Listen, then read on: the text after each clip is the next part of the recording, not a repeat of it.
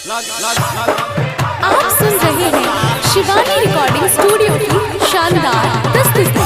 ओही होलिये में जब ससुराल लगे बेरंग साली के, ओही होलिये में जब ससुराल लगे बेरंग साली के, लगे बेरंग साली के, लगे बे घर वाली के।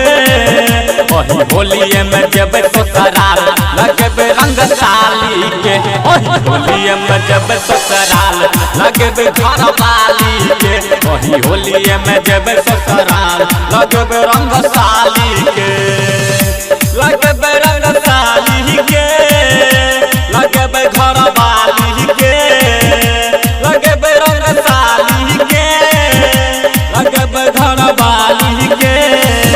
ओही होलिये में जब ससुराल लगे बेरंग साली के, होलिये में जब ससुराल लगे बेरंग साली के, ओही होलिये में जब ससुराल लगे बेरंग साली के।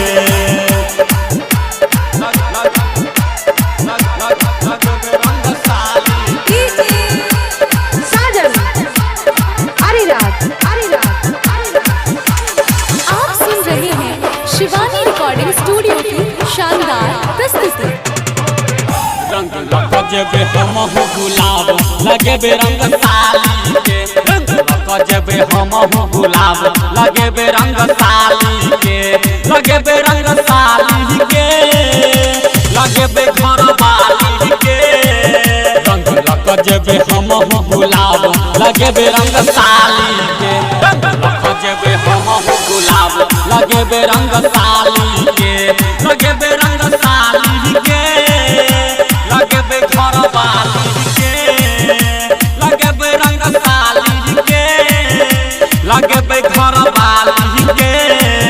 रंग लग जब हम ससुराल लगे बे सारा हो जनी के, रंग लग जब हम गुलाब लगे बे सारा हो जनी के, रंग लग जब हम ससुराल लगे बे सारा हो जनी के, रंग लग जब हम गुलाब लगे बे सारा हो जनी के।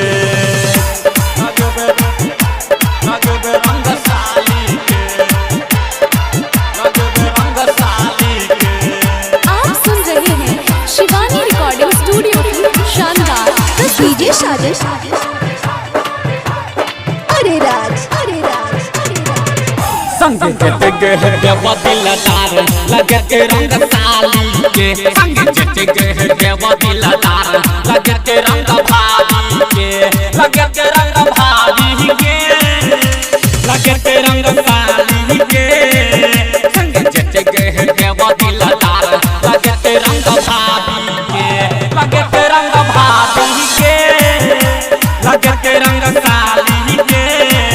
संग के देवा दिलदार लगे के रंग भाभी के, रंग के देवा दिलदार लगे के रंग साली के। संग के दीपक दिलदार लगे के मटकी साली के, लगे के मटकी साली के, लगे के गुड़की साली के।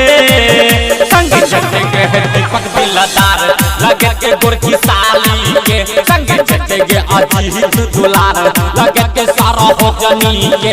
संग के दीपक दिलदार लगे के सारा हो जनी के, संग के दीपक दिलदार